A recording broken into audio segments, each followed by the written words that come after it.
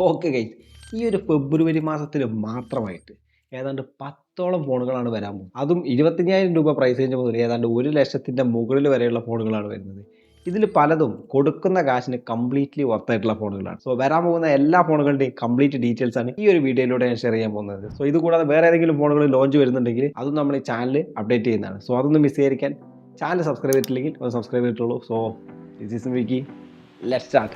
Okay guys, first of all നമുക്കൊരു 25,000 രൂപ price range വരാൻ പോകുന്ന രണ്ട് ഫോണുകൾ പരിചയപ്പെടാം. അതിൽ ഫസ്റ്റ് വണ്ണാണ് മോട്ടോറോളയുടെ എഡ്ജ് 70 ഫ്യൂഷൻ. സോ ഈ ഒരു പ്രൈസ് റേഞ്ച് വരുന്ന മോട്ടോറോളയുടെ ഫ്യൂഷൻ സീരീസ് അത്യാവശ്യം നല്ല വാല്യൂ ഫോർ മണി ആയിട്ടുള്ള ഫോണുകളാണ്. ഇതിൻ്റെ ഡീറ്റെയിൽസ് നോക്കുവാണെങ്കിൽ 6.78 ഇഞ്ച് വരുന്ന ഒരു AMOLED ഡിസ്പ്ലേ ആണ് കൊടുത്തിട്ടുള്ളത്. സ്നാപ്ഡ്രാഗൻ്റെ 7S Gen 3 ആണ് ഇതിൽ യൂസ് ചെയ്തിട്ടുള്ള ചിപ്സെറ്റ്. പിന്നെ 50+32 മെഗാ പിക്സലാണ് ക്യാമറ സെറ്റപ്പ് വരുന്നത്. പിന്നെ 7000 mAh ബാറ്ററി, 68 വാട്ടിൻ്റെ ഫാസ്റ്റ് ചാർജിംഗ് ഒക്കെയാണ് ഈ ഒരു ഫോണിൽ വരുന്നത്. സോ അത്യാവശ്യം നല്ല പെർഫോമൻസും ക്യാമറ പെർഫോമൻസും തരാൻ പോകുന്ന നല്ലൊരു ഫോണായിരിക്കും ഈ മോട്ടോറോളയുടെ എഡ്ജ് 70 ഫ്യൂഷൻ. ഇത് കൂടാതെ ഇതേ പ്രൈസ് റേഞ്ചിൽ വരുന്ന മറ്റൊരു ഫോൺ കൂടി ഉണ്ട്, റിയൽമിയുടെ 16, അതായത് അതിൻ്റെ ബേസ് വേരിയൻറ്റ്.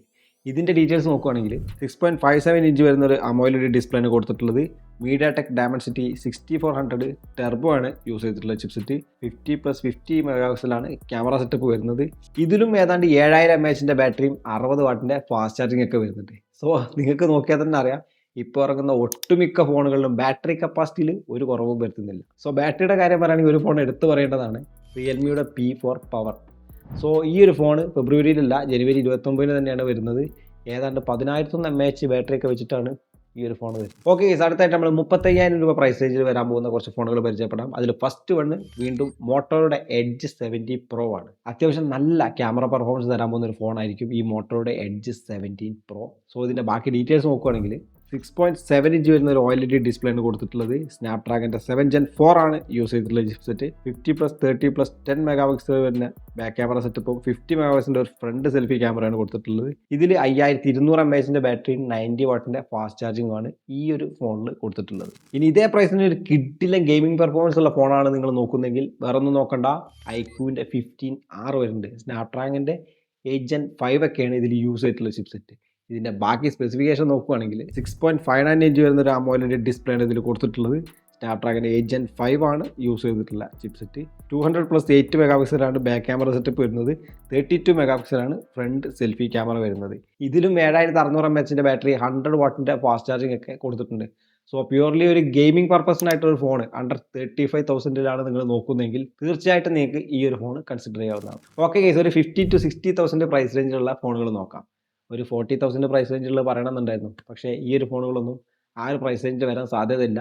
മിനിമം ഒരു 50,000 to 60,000 പ്രൈസ് റേഞ്ചിൻ്റെ ഇടയിൽ ഇനി ഞാൻ പറയാൻ പോകുന്ന ഫോണുകൾ നോക്കിയാൽ മതി. ഓക്കെ, ഇതിൽ ഫസ്റ്റ് വണ്ണാണ് OnePlusൻ്റെ 15T. നിങ്ങൾക്ക് അറിയാവുന്ന പോലെ തന്നെ ഒരു കോമ്പാക്റ്റ് സൈസ് നല്ല കിഡിലെ പെർഫോമൻസ് തരുന്ന ഫോണുകളാണ് ഈ OnePlusൻ്റെ T സീരീസ്. സോ ഇവിടെ അതിന് മാറ്റമൊന്നുമില്ല. 6.32 ഇഞ്ചാണ് ഇതിൻ്റെ ഡിസ്പ്ലേ സൈസ് വരുന്നത്. പിന്നെ സ്നാപ്ഡ്രാഗൻ്റെ 8 Elite Gen 5 ആണ് യൂസ് ചെയ്തിട്ടുള്ള ചിപ്സെറ്റ്. പിന്നെ 50+50 മെഗാ പിക്സലിൻ്റെ ഡുവൽ ക്യാമറ സെറ്റപ്പാണ് പുറകിലായിട്ടുള്ളത്. 32 മെഗാ പിക്സലാണ് ഫ്രണ്ട് സെൽഫി ക്യാമറയും വരുന്നത്. സോ കോമ്പാക്റ്റ് സൈസിൽ ഒരു കിഡിലെ പെർഫോമൻസിൽ ഒരു ഫോൺ നിങ്ങൾ നോക്കുന്നുണ്ടെങ്കിൽ തീർച്ചയായിട്ടും ഈ ഒരു ഫോൺ നിങ്ങൾക്ക് കൺസിഡർ ചെയ്യാവുന്നതാണ്. സോ ഇനി ഇതേ പ്രൈസ് റേഞ്ച് വരാൻ പോകുന്ന ഒരു കിഡിലെ ക്യാമറ പെർഫോമൻസ് തരാൻ പോകുന്ന ഒരു ഫോണാണ് വിവോയുടെ V70 സീരീസ്. സോ ഇതിൻ്റെ ഡീറ്റെയിൽസ് നോക്കുകയാണെങ്കിൽ 6.59 ഇഞ്ച് വരുന്ന ഒരു ഡിസ്പ്ലേ ആണ് കൊടുത്തിട്ടുള്ളത്. സ്നാപ്ഡ്രാഗൻ്റെ 7 Gen 4 ആണ് യൂസ് ചെയ്തിട്ടുള്ള ചിപ്സെറ്റ്. 50+50+8 മെഗാ പിക്സൽ വരുന്ന ഒരു ട്രിപ്പിൾ ക്യാമറ സെറ്റപ്പാണ് പുറകിലായിട്ടുള്ളത്. പിന്നെ 6500 mAh ബാറ്ററി, 90 വാട്ടിൻ്റെ ഫാസ്റ്റ് ചാർജിംഗ് ഒക്കെ ആയിരിക്കും ഈ ഒരു ഫോണിൽ ഉണ്ടാകുന്നത്. സോ ഈ ഒരു പ്രൈസ് റേഞ്ചിൽ ഒരു കിഡിലെ ക്യാമറ പെർഫോമൻസ് തരാൻ പോകുന്ന ഒരു ഫോണാണ് ഈ ഒരു വിവോയുടെ V70 സീരീസ്. ഏതാണ്ട് ഈ ഒരു പ്രൈസ് റേഞ്ചിൽ തന്നെ അവരുടെ മറ്റൊരു ഫോൺ കൂടി വരുന്നുണ്ട്, വിവോയുടെ X200T എന്ന് പറഞ്ഞിട്ട്. സോ അത് ഫെബ്രുവരിയിലല്ല, ജനുവരി 29 തന്നെ അത് ലോഞ്ച് ആവുന്നതാണ്. ഓക്കെ, അടുത്തായിട്ട് അവരുടെ V70 Elite എന്ന് പറഞ്ഞിട്ടുള്ളൊരു ഫോൺ കൂടി വരുന്നുണ്ട്. ഇവിടെ ഉള്ളൊരു ചേഞ്ച് എന്ന് വെച്ചാൽ ഇതിൻ്റെ പ്രൊസസ്സറിൽ മാത്രമാണ്. ഇവിടെ സ്നാപ്ഡ്രാഗൻ്റെ 8S Gen 3 ആണ് ചിപ്സെറ്റ് കൊടുത്തിട്ടുള്ളത്. സോ കുറച്ചും കൂടി മികച്ചൊരു പെർഫോമൻസ് ഈ ഒരു ഫോണിൽ കിട്ടും. ബാക്കിയുള്ള സ്പെസിഫിക്കേഷൻ എല്ലാം തന്നെ സെയിം ആണ്. ഓക്കെ ഗൈസ്, അടുത്തായിട്ട് നമ്മൾ നോക്കാൻ പോകുന്ന 60,000 രൂപയ്ക്ക് മുകളിൽ വരാൻ പോകുന്ന കുറച്ച് ഫോണുകളാണ്. ഈ ഒരു പ്രൈസ് റേഞ്ചിലുള്ളത് മൊത്തം അൾട്രാ സീരീസ്.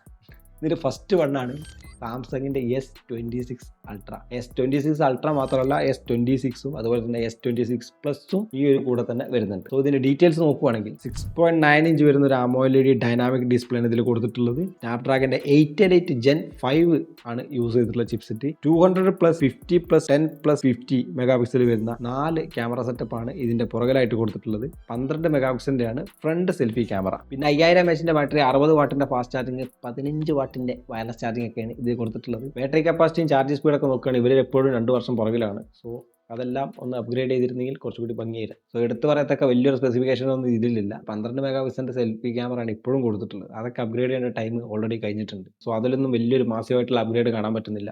എന്തായാലും നോക്കാം. ഓക്കെ ഗൈസ്, അടുത്താണ് വിവോയുടെ X300 Ultra. നിങ്ങൾക്ക് അറിയാവുന്ന പോലെ തന്നെ വിവോയുടെ ക്യാമറ പെർഫോമൻസ് നമ്മൾ പ്രത്യേകിച്ച് എടുത്ത് പറയേണ്ട കാര്യമില്ല. അതിൻ്റെ ഒരു ടോപ്പ് നോച്ച് ആയിരിക്കും ഈ വിവോയുടെ X300 Ultrയിൽ നമ്മൾ കാണാൻ പോകുന്നത്.